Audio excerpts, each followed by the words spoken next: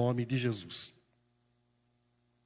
Primeiro livro dos Reis, capítulo de número 19, a partir do verso de número 1, a palavra de Deus ela diz assim: E Acabe fez saber a Jezabel tudo quanto Elias havia feito, e como totalmente matara todos os profetas à espada.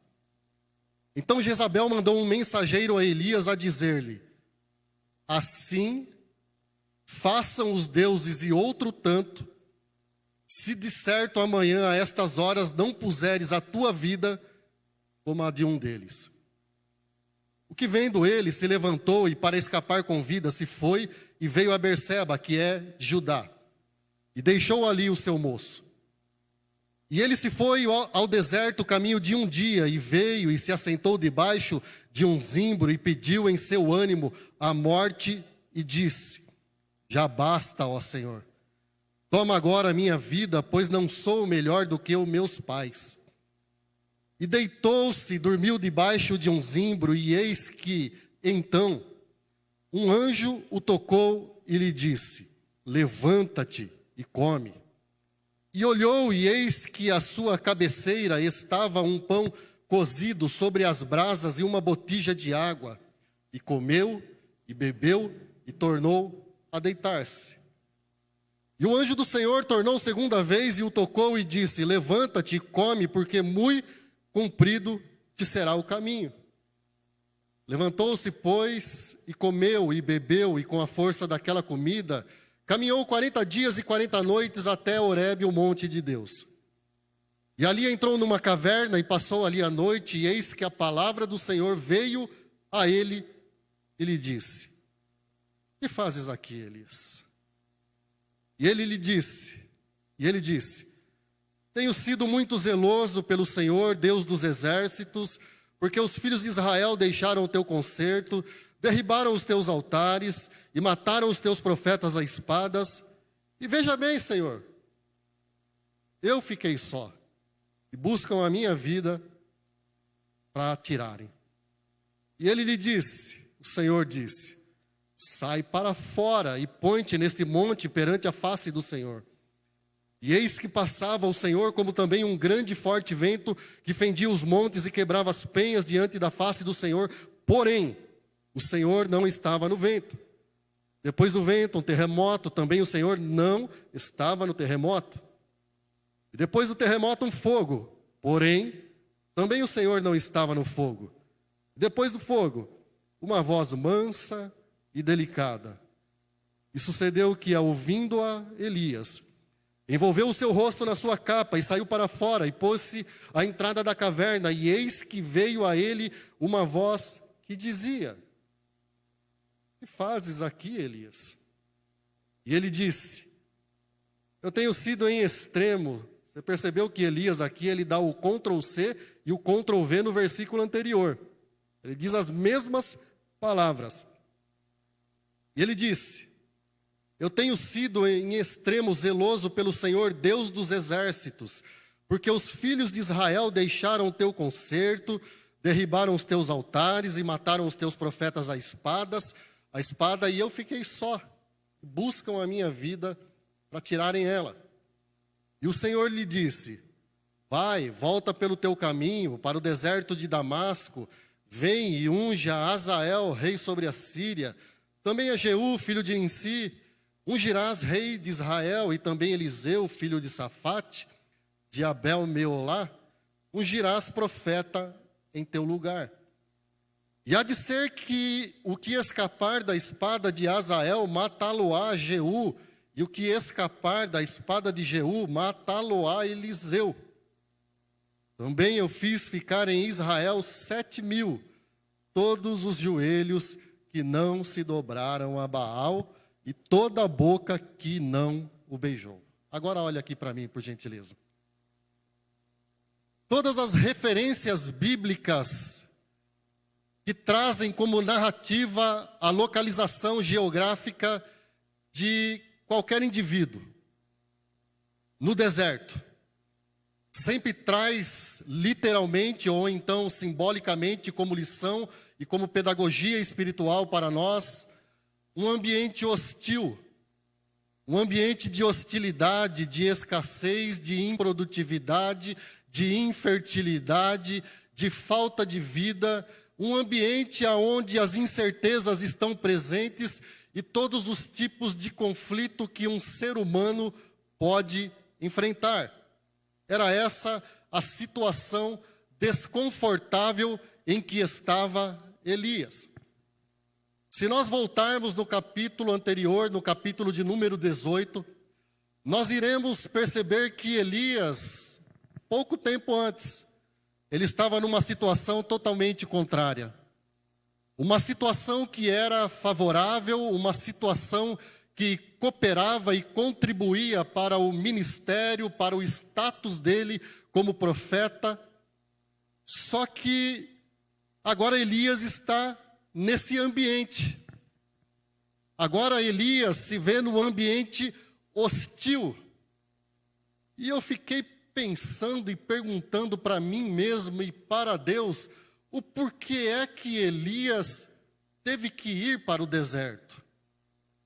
Porque um cidadão que pouco tempo antes ele é responsável por liderar a matança de várias centenas de profetas de Baal, de Jezabel, agora ele decide ir para o deserto, o caminho de um dia, ele senta debaixo de uma árvore, de um zimbro, e ali ele se desanima da vida.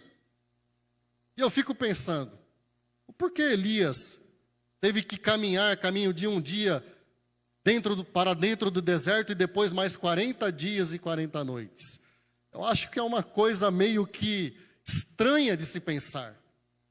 Porque o mesmo Deus que havia ungido a Elias, o mesmo Deus que havia capacitado aquele profeta a fazer um extermínio dos profetas de Baal, era o mesmo Deus que poderia lidar com Elias ou ungir a Elias novamente, derramar o seu poder, a sua graça, capacitar Elias para que ele não sucumbisse à ameaça de Jezabel. Porque Jezabel, ela manda o carteiro, ela aciona os correios e envia um carteiro até Elias e diz assim: ó, Elias, o negócio vai ficar ruim para você. Porque, ai de você, se até amanhã, a essas horas, eu não fizer com você o que você fez com os meus profetas. E o Elias, então, ele se desespera. E eu fiquei pensando, por que Elias foi para o deserto? Existem duas possibilidades, existem duas razões possíveis pela qual nós enfrentamos os desertos da vida. E a primeira delas, e mais óbvia, é que porque nós fazemos a vontade de Deus. Essa era a razão porque Elias estava naquele deserto. Elias não havia feito nada que contrariasse a vontade de Deus. Elias era homem de Deus, profeta de Deus, com chamado de Deus, ungido por Deus, com graça de Deus, com poder de Deus, com capacitação vinda do alto de Deus, fazendo a vontade de Deus. Mas agora ele vai para o deserto. Então a primeira razão, e a mais óbvia, porque nós enfrentamos os desertos, é porque às vezes nós estamos fazendo a vontade de Deus. Mas existe também uma segunda razão, que ela se desdobra em duas. Que às vezes nós vamos para o deserto e enfrentamos os desertos espirituais das nossas vidas, porque nós estamos fora da vontade de Deus, voluntária ou involuntariamente. Eu explico para você. Porque às vezes nós não fizemos nada de errado. Às vezes você observa a vida de uma certa pessoa e começa a analisar a vida daquela pessoa e percebe assim, mas aquela pessoa é uma pessoa de Deus. Ou então você faz um mergulho na sua própria existência, na sua própria vida e diz assim, mas Senhor, por que eu estou passando, por que eu estou atravessando esse deserto? E você olha para a sua conduta, para a sua postura diante de Deus, você faz uma análise da sua espiritualidade, do seu relacionamento com Deus, com a palavra de Deus, com a vontade de Deus, e você não acha em si mesmo nada que o desabone. Porém, você está no deserto. Porém, você foi conduzido para o deserto, assim como Jesus também havia sido conduzido para o deserto sem nada que o desabonasse. No caso de Jesus, não. Mas no nosso caso, muitas vezes nós vamos involuntariamente conduzidos pelo próprio Espírito Santo de Deus, para que Deus possa tratar o nosso caráter, trabalhar a nossa fé, trabalhar a nossa estrutura espiritual, psicológica e seja mais o que for. Então nós enfrentamos o deserto. Mas existe também uma segunda razão, que é a mais óbvia também.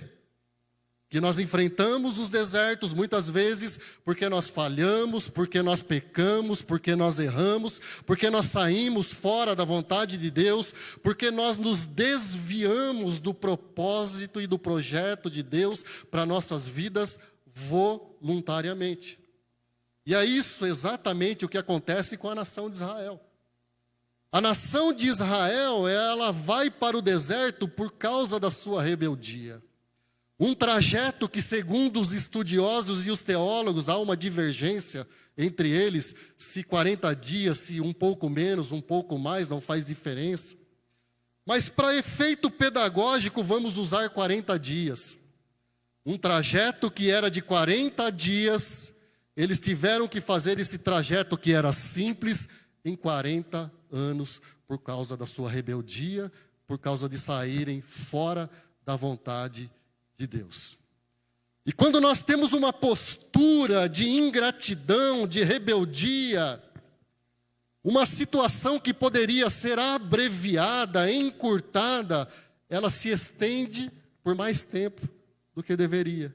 E era isso exatamente o que estava acontecendo com a nação de Israel. Porém, não com Elias. Não com Elias. E existem alguns sinais que denunciam quando uma pessoa está passando por um deserto espiritual. E o primeiro sinal que eu encontro na vida de Elias é que ele teme, diz o texto. Elias se sente inseguro diante da ameaça da primeira dama de Israel, a mulher de Acabe, que era uma possessa, uma mulher endemoniada que se levantava e que perseguia profetas e homens de Deus. E Elias então se assusta com a ameaça feita pela primeira dama de Israel. Ele sente medo, ele sente insegurança, e a primeira atitude de Elias é fugir. Quantos de nós estamos atravessando um deserto e nesse deserto nós sentimos medo, sentimos insegurança, não sabemos o que fazer, não sabemos qual decisão tomar, não sabemos qual escolha optar. Elias opta pela fuga, porque ele estava com o seu coração e com a sua alma cheia de incerteza.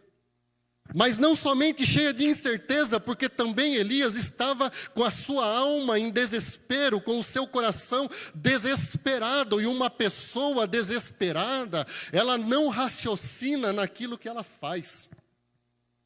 Uma pessoa tomada pelo desespero, ela simplesmente, ela toma um caminho, ela foca um caminho e ela sai desorientada, sem buscar direção, sem buscar orientação. E às vezes nós estamos assim também, diante de algumas situações da vida.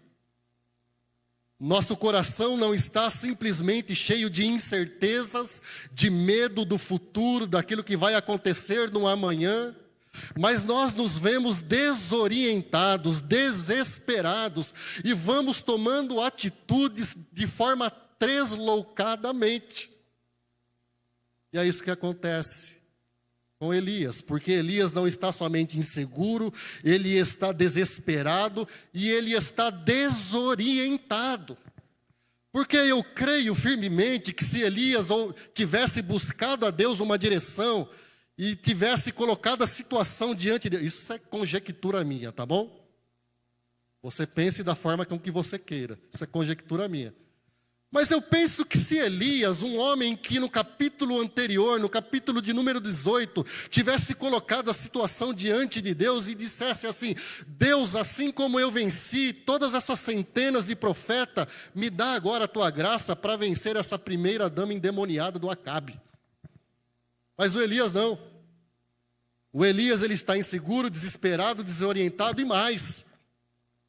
O texto que nós lemos diz que Elias, ele caminha no caminho do deserto um dia, ele chega embaixo de uma árvore, de um zimbro, ele se assenta e ele dorme. Ele desiste da vida. Elias não somente está inseguro, desesperado, desorientado, agora ele está desanimado. Elias não tem mais ânimo para nada. E diz o texto que ele pede a morte. E o Senhor então diz assim para Elias: que fazes aqui, Elias? Que fazes aqui, Elisa? Ou qual é o feminino de Elias? Elisa ou Elisete? O que fazes aqui, Elias? O que fazes aqui, Elisa? O que você veio fazer aqui nesta noite, Boaz? O que você veio fazer aqui nesta noite, Luciano? O que fazes aqui, Abraão? É o Abraão mesmo? Rapaz, tu está diferente aí. Estou precisando trocar o óculos. O que fazes aqui, Valmir? O que fazes aqui, Elias? E o Elias então pede a morte, ele desanima, ele desiste, ele pendura as chuteiras, ele joga a toalha, ele chuta o balde, ele joga tudo para o alto, ele não quer saber mais de nada, ele não quer saber mais da vida, ele não quer saber mais do seu ministério profético, ele não quer saber mais de igreja, ele não quer saber mais de grupo de louvor, ele não quer saber mais de púlpito, ele não quer saber mais de escola bíblica dominical, ele não quer saber mais de nada, porque nada mais tem razão de ser. E ele desanima de tudo. Deus, vamos combinar, só nós dois? Eu não sou melhor que os meus pais, então faz o seguinte: para que eu não me suicide, tira a minha vida, que é mais fácil, mais simples. E Elias pede para si a morte. Inseguro, com medo, desesperado, desorientado, desanimado, e enfrentando uma tremenda solidão e uma tremenda crise de abandono. Porque o Elias, ele questiona Deus e ele faz o Ctrl+C e Ctrl+V, e ele usa exatamente, se você analisar depois, as mesmas palavras. E ele diz assim: ai, Senhor, só eu fiquei. Senhor, só eu restei dos teus profetas. Derribaram os teus altares, destruíram os teus templos. Senhor, só eu sei o que deve ser feito. Senhor, todo mundo foi embora, me largaram sozinho. E o Senhor então diz assim para Elias: nada disso, Elias. Você está redondamente enganado. O seu pensamento, Elias, é totalmente equivocado, porque eu ainda reservei em Israel 7.000 joelhos que não se dobraram a Baal. Não pense você agora, Elias, que é o último gole da Coca-Cola, a última bolacha do pacote, a última colherada do mocotó, o último pedaço de bacon do feijão. Porque eu ainda tenho gente de Deus, Elias, que pensa como você, que vai estar junto com você. Você não está sozinho. Mas aí então eu aprendo algumas lições, e eu quero aqui fazer algumas considerações sobre esse texto, sobre o deserto. O que acontece no deserto?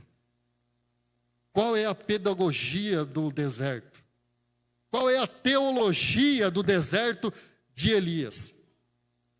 E a primeira consideração que eu gostaria de fazer aqui é que o deserto ele é uma ótima oportunidade para o autoconhecimento. Vou repetir para você. O deserto é uma ótima oportunidade para o autoconhecimento. Porque no deserto as máscaras caem e nós nos despimos da pose de super-heróis, de super-crentes, de super-pastores gospel, de super-cantores gospel, de super-evangélicos gospel.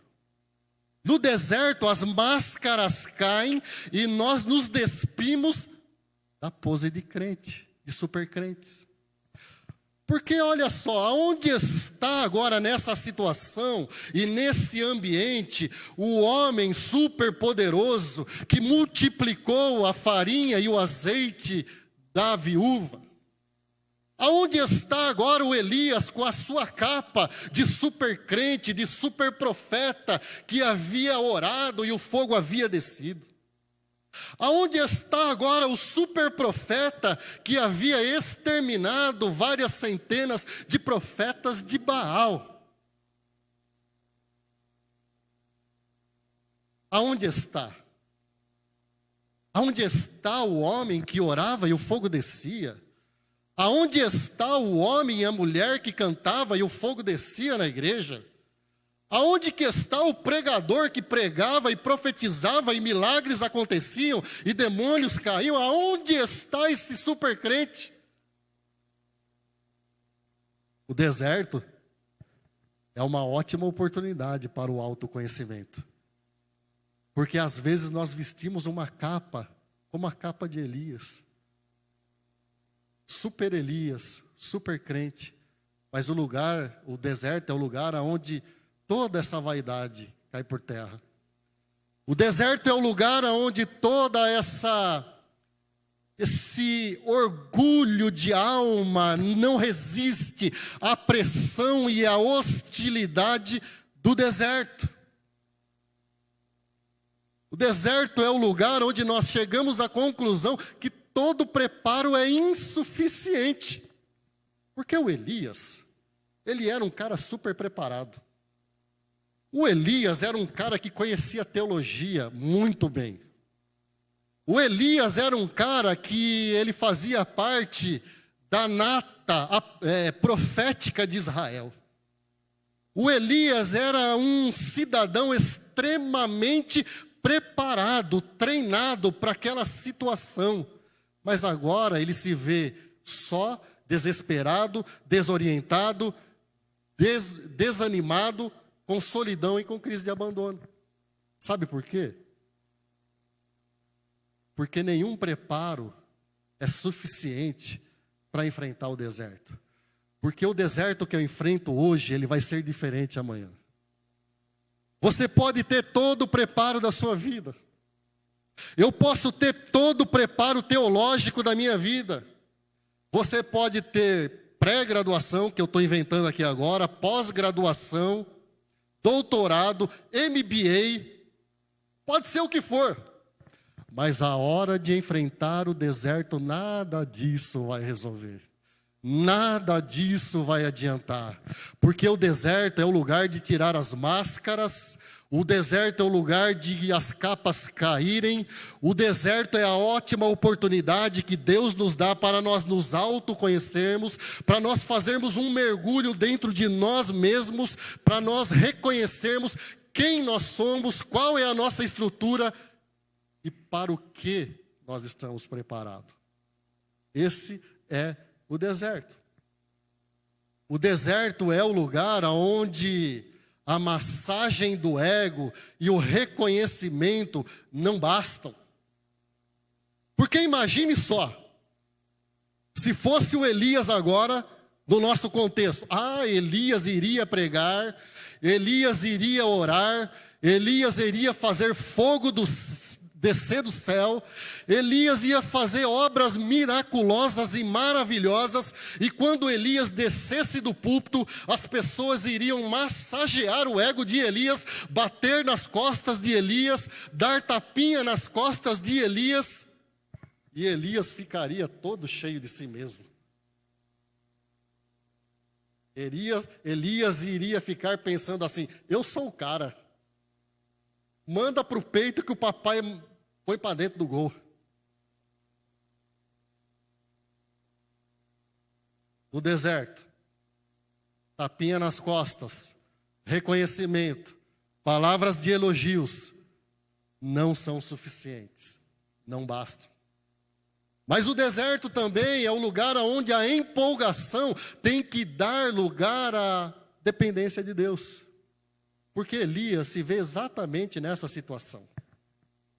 Não bastava a superpose de herói gospel, não estava resolvendo o colegiado profético que ele havia cursado, não estava sendo suficiente toda a preparação do dia anterior, do fogo que desce, dos profetas que são exterminados, do azeite da farinha que havia sido multiplicado, nada disso adianta.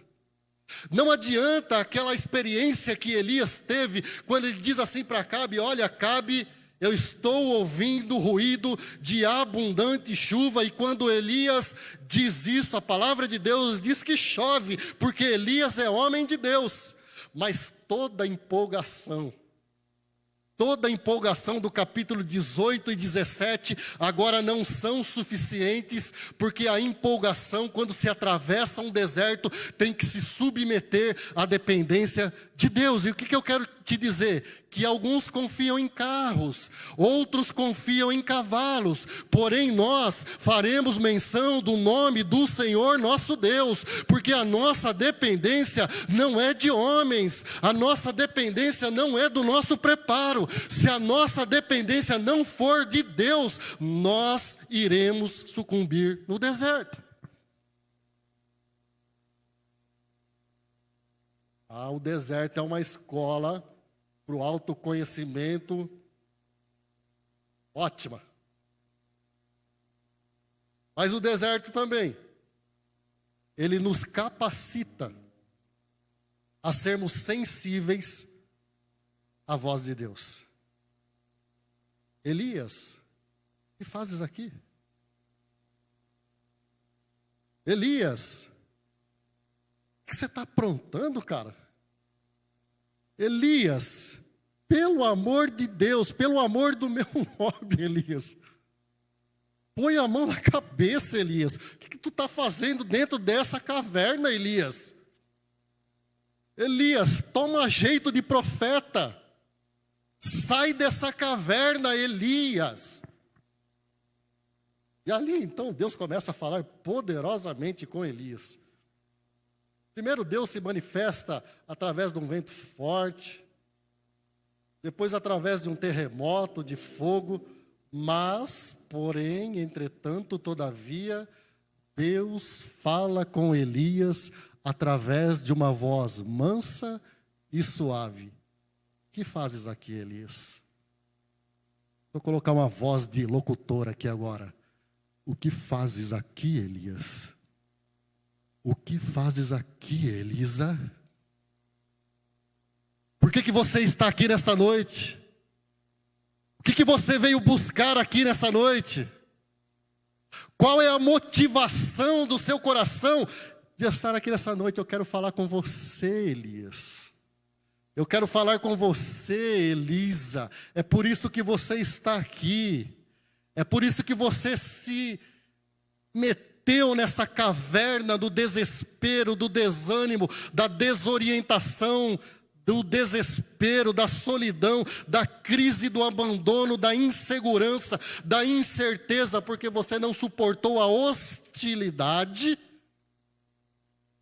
e você veio ouvir o que eu tenho para falar para você. Então, Elias, numa voz mansa e suave, abre o teu ouvido, abre o teu coração, abre a tua alma para mim, abre a tua alma, o teu coração, todo o teu ser, coloca diante de Deus, porque eu tenho absoluta certeza que Deus está falando com você, assim como falou comigo também. O que fazes aqui, Elias? Por que você está nessa caverna? E o deserto nos faz ser sensíveis a essa voz mansa e suave de Deus. Sabe por quê? Porque no deserto não existe nada que atrapalhe e que nos roube a atenção. No deserto não existe nada que atrapalhe e que roube a atenção. No deserto nós temos tempo de sobra para cultivar a comunhão com Deus. No deserto não tem celular, no deserto não tem televisão, no deserto não tem Xbox, Atari e Nintendo. No deserto não tem Netflix, YouTube, Facebook, Instagram. No deserto não tem nada, só temos nós e Deus. E é no deserto que Deus quer falar conosco, tratar conosco, estruturar a nossa fé. É no deserto. Sabe por que você está no deserto? Porque Deus quer ter um particular com você. Porque Deus quer a sua atenção. Porque você não tem dado atenção devida a Deus. Deus tem falado com você, mas você não tem prestado atenção na voz de Deus. Então Deus talvez esteja te trazendo, o Espírito Santo de Deus esteja te conduzindo nesse deserto, para que você seja sensível à voz dEle e ouça Ele falando com você. O que você está fazendo aqui, Elias? O que fazes aqui, Elisa? No deserto não tem nada que atrapalhe a nossa comunhão com Deus. O deserto é uma ótima escola de oração. O deserto é uma ótima escola de comunhão com Deus, porque ali nada atrapalha, nada tira atenção, nada rouba a nossa disposição de nos relacionar com Deus, porque vamos combinar, atravessar um deserto, se não for para buscar a Deus, nós sucumbimos, então só nos resta ter comunhão com Deus, pedir a misericórdia de Deus, pedir a graça de Deus, pedir a bondade de Deus sobre a nossa vida e dizer assim como Elias: Deus, eu não estou suportando mais, me ajuda, porque eu sou teu servo. Aí você chegou no ponto exato que Deus queria. O deserto nos faz sensíveis à voz de Deus. O deserto tem essa capacidade de nos fazer sensíveis à voz de Deus. Porque o deserto é o lugar onde nós somos obrigados a ouvir aquilo que nós relutamos em não escutar. Vou repetir para você. Presta atenção nessa. Segura a revelação do céu. O deserto é o lugar onde nós somos obrigados a ouvir aquilo que nós relutamos em não querer escutar. É o deserto. Porque às vezes Deus está falando, nós não escutamos, não estamos sensíveis, ou às vezes nós não queremos. Deus, eu não quero ouvir isso, estou surdo. Deus, não, isso aí não é a voz de Deus, não, isso aí é a voz do capeta, do cão, do gramunhão, não pode ser a voz de Deus. E Deus está falando: o que fazes aqui, Elias? O que você está fazendo aqui, Elisa? Lembra que eu te falei, Elisa, sobre aquele relacionamento que não era do meu agrado e da minha vontade? Está lembrado, Elias, daquela porta de emprego que eu te orientei a não aceitar aquela, mas aceitar a outra, e você resistiu à voz do meu espírito, Elias? Elias, lembra que eu te avisei, Elias, daquela amizade, que aquela amizade iria trazer prejuízo para a tua vida? Elias, você lembra daquela sociedade que eu não te orientei, mas que você assumiu por conta e risco fazer aquela sociedade? Está lembrado, Elias? Está lembrado? Elias, você lembra daquela decisão que você tomou e que você não deveria ter tomado? Irmão. O deserto é o lugar onde nós somos obrigados a escutar, a ouvir aquilo que nós relutamos a não escutar, a não ser sensíveis à voz do Espírito Santo de Deus. E a palavra de Deus disse: hoje ouvirdes a voz do Espírito Santo de Deus. não endureçais o vosso coração. Elias, o que fazes aqui, Elias? O deserto é o lugar onde nós somos ensinados a não nos vitimizar e não achar que estamos sozinhos. Porque no deserto, fala sério, eu acho que, sei lá, acho que vocês são diferentes de mim. Mas no deserto, a gente tem uma tendência, uma inclinação de se vitimizar. E de achar e de dizer assim, Deus, só eu sobrei, não resta mais ninguém. Só eu tenho a revelação. Só eu sei o que deve ser feito. Só eu que estou vendo isso, Senhor. Será que essa mulher não enxerga? Será que esse meu marido não enxerga? Será que esse meu filho não enxerga? E aí nós começamos a nos vitimizar, como Elias estava fazendo. Senhor, só eu sobrei. Eu sou o último gole da Coca-Cola, o último biscoito do pacote, o último pedaço de bacon do feijão, a última colherada do mocotó. Eu sou o cara, Senhor. Será que o Senhor não está vendo isso? Fiquei sozinho, Senhor. E a gente começa a se vitimizar e colocar a culpa em tudo e em todos. Porque nós não fomos sensíveis à voz de Deus. Deuteronômio capítulo de número 8. É feita uma revisão da lei, uma relembrança, uma rememoração da lei. E ali no capítulo de número 8 de Deuteronômio, o Senhor diz assim, olha, eu vou lembrar vocês, esses 40 anos que eu fiz vocês caminharem pelo deserto, porque vocês não deram atenção à minha voz, vocês não foram sensíveis à minha voz, vocês endureceram o vosso coração. Então agora eu vou relembrar isso para vocês. Então vocês vão passar isso de geração para geração, de pai para filho, para que todos saibam o porquê vocês vieram para o deserto. O porquê vocês vieram para o deserto. Irmão, o deserto é uma escola ótima para a gente ter revelação de Deus. O deserto é uma ótima escola para nós termos experiências com Deus. O deserto é uma ótima escola para nós darmos valor ao projeto, ao sonho e ao propósito de Deus nas nossas vidas, porque é lá que Deus vai tratar conosco, é lá que Deus vai aparar algumas arestas, é lá que Deus vai falar profundamente na nossa alma, é lá que Deus vai mostrar que nós não estamos sozinhos, que Ele está conosco. Eis que estarei convosco todos os dias até a consumação dos séculos, embora você não perceba isso. Aí no deserto a gente fica tão sensível. Só que alguns exageram na sensibilidade.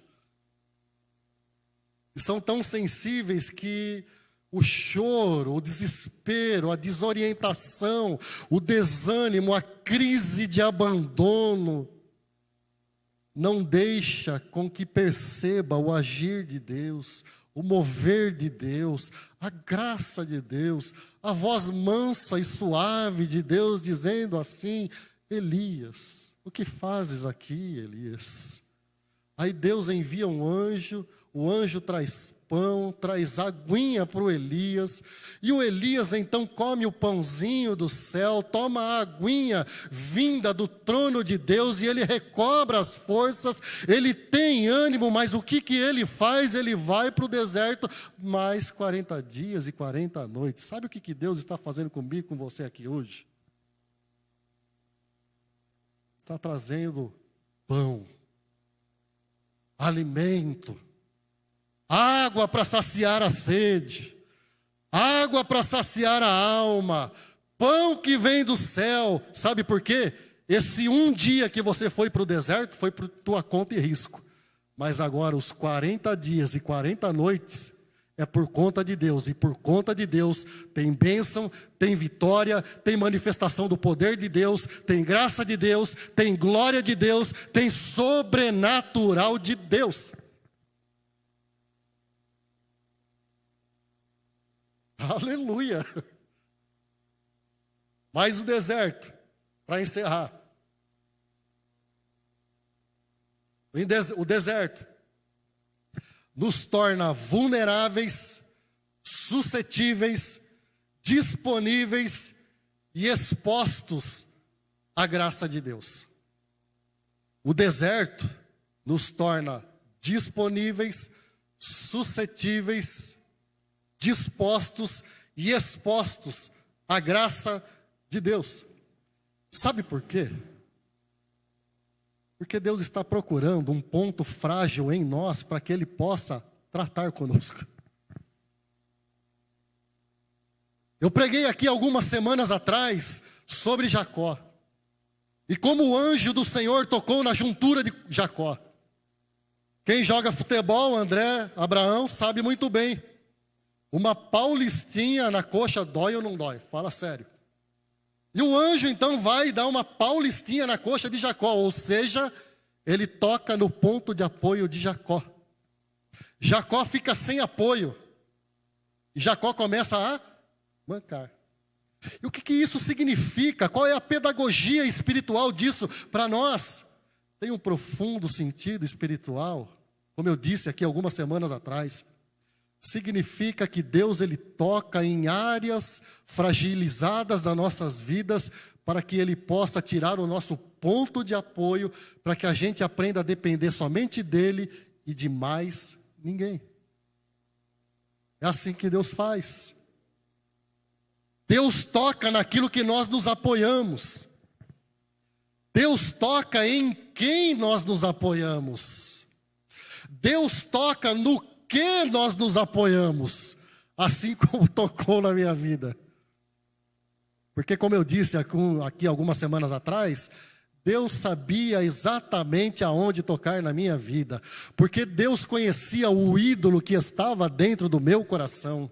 Deus sabia o altar que eu havia erigido, erguido, preparado com todo carinho dentro do meu coração. E quando eu voltei para essa igreja, 2 meses depois, Deus me dá uma tremenda de uma paulistinha e tira o meu ponto de apoio, o meu ídolo, o meu santo. São Krupp. Porque o meu trabalho era tudo para mim. Meu emprego era tudo para mim. Funcionário dedicado, preparado para a tarefa que estava sendo feita. Tapinha nas costas, pode vir em hora extra, sim senhor, sim senhora, pode participar do curso tal, sim senhor, sim senhora, mas agora, meu irmão, Deus vem e dá uma paulistinha muito na bendada em mim e tira o meu ponto de apoio. E agora, filho, a dependência é só de Deus. Agora o deserto, essa relação, esse tete a tete, esse face to face, é só com Ele. Se não for com Ele, não resiste. Se não for com Ele, não agrada, não consegue vencer. Porque o deserto é o lugar onde Deus, Ele trata com as nossas fragilidades e Ele aperfeiçoa as nossas fraquezas. Senhor, eu não aguento mais, não estou resistindo a essa provação, não estou aguentando essa perseguição, não estou suportando mais, Senhor, vamos combinar, tira a minha vida de vez. O que fazes aqui, Elias? O que fazes aqui, Elisa? O deserto é o lugar onde Deus aperfeiçoa as nossas fraquezas e fragilidades com o poder da graça dele. É no deserto que Deus nos dá uma patada de graça. É no deserto onde Deus nos chacoalha. É no deserto onde nós tomamos uns tapas de Deus e Deus diz assim: ei, Presta atenção no que você está fazendo. Sai dessa caverna. Tem pão e água para você. Eu não aguento mais, Senhor. Não estou aguentando essa prova, essa provação, essa perseguição. A minha graça te basta. Sabe por quê? Porque o meu poder se aperfeiçoa na tua fraqueza. Está querendo vencer o deserto? Se encha de Deus. Fique vulnerável, exposto, disponível a tomar uma patada, uma solapada da graça de Deus, porque aí as suas fragilidades, as suas fraquezas, as minhas fragilidades vão ser aperfeiçoadas pela graça, pelo poder, pela bondade, pela misericórdia de Deus. E aí, sabe o que acontece? A graça dele me basta, porque o poder dele se aperfeiçoa na minha fraqueza, e quando eu penso que estou fraco, aí eu sou forte, porque eu dependo dele somente. E depender de Deus é vitória na certa. Não dá ruim. Posso te garantir. Não dá ruim. Do deserto, já estou encerrando, viu? Tem gente que não aguenta mais. Daqui a pouco já vai vestir um turbante, uma capa de árabe e já vai sair direto para o deserto daqui. O deserto onde nós somos sensíveis, expostos e disponíveis à voz de Deus. E aprendemos a ouvir aonde Deus quer nos usar. Porque nos versículos de número 15 e 16, o Senhor fala assim com Elias: Elias, dá meia volta. Volta pelo mesmo caminho de Damasco e vai e unge a Azael, unge a Jeú e unge a Eliseu como profeta no teu lugar. Escuta o que Deus está te falando essa noite, irmão, porque eu tive que ouvir isso. Presta atenção no que Deus está te falando essa noite, porque tem gente fugindo de Deus. Tem gente querendo descer do barco. Tem gente querendo desistir e desanimar de tudo. Está desorientado, desanimado, desesperado, com crise de solidão, com crise de abandono. Presta atenção no que Deus está te falando. A jornada não acabou, o propósito não acabou, o projeto de Deus com a tua vida não acabou. Eu precisei levar uma patada da graça de Deus, eu precisei levar um tabefe do poder de Deus, eu precisei levar uma solapada da graça de Deus e entender que aquilo que eu imaginava que tinha se acabado, não havia se acabado. Elias, eu ainda quero te usar. Eu ainda quero usar a tua vida. Por que você está na caverna? Por que você está se escondendo? Por que você está fugindo daquilo que eu projetei para a tua vida? Vai ser difícil, Elias. Mas eu e você somos maioria. Eu e vocês, o jogo já está ganho. Então, Elias, volta e faz o que você tem que fazer. Existem pessoas que já desistiram daquilo que Deus as chamou, as ungiu e as capacitou para fazer. Esse sou eu. Eu estava assim. Senhor, quero mais saber de nada. Vou pendurar a toalha, vou pendurar a chuteira, jogar a toalha. Tira a minha vida que é melhor, porque eu não sou melhor que os meus pais, Senhor. Ô seu abestado, toma jeito de homem. E volta pelo mesmo caminho. Volta a praticar as mesmas obras. Volta para o projeto que eu te chamei. Volta para o sonho que eu te coloquei. Volta para o propósito para o qual eu te ungi e eu te coloquei como homem de Deus nessa terra. Volta, Elias.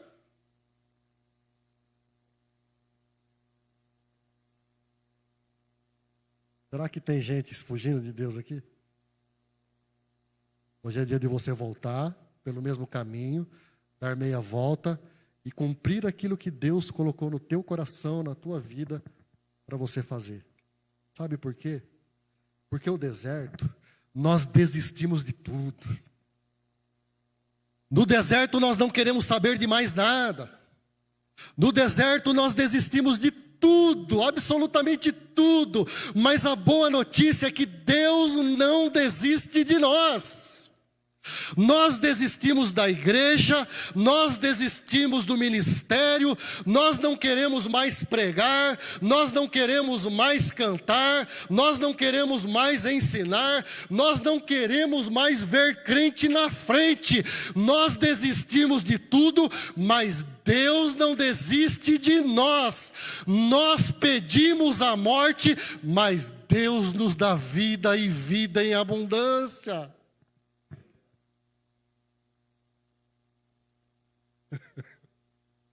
Não adianta correr.